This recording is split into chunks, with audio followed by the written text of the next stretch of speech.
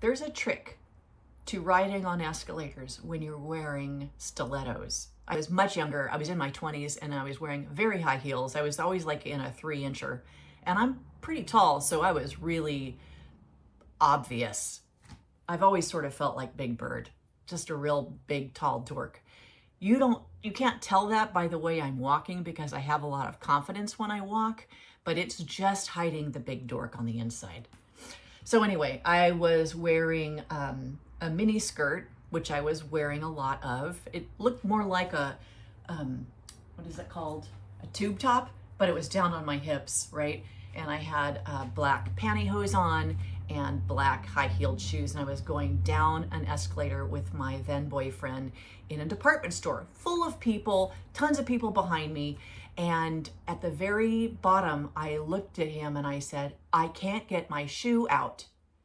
So he'd pull it out. I'm like, I tried, you know? And so in a fit of fury, he grabbed my hips and he pulled as hard as he could, and up went my skirt. And I wasn't wearing underwear because I was wearing pantyhose. In Macy's that day, I was a star. The other time was on Halloween, and I was taking public transportation up an escalator dressed as a stupid, sexy cat. And I was in my 20s. I had the stupid whiskers and the black ears and probably a leotard and tights and really high heels, probably the same pair.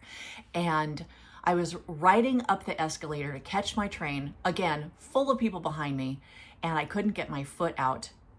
I had to leap off the elevator like my feet had been electrocuted, and all the people behind me started shuffling off and like kind of going around me and falling over each other, and I finally grabbed my shoe. But the thing about that one is, I feel like nobody else was dressed for Halloween that day, you know? So I was just a big, tall dork dressed like a sexy kitten, flying off an escalator and making people fall. So I'm just telling you, what you got to do on an escalator is put all the weight here, not here. That's it.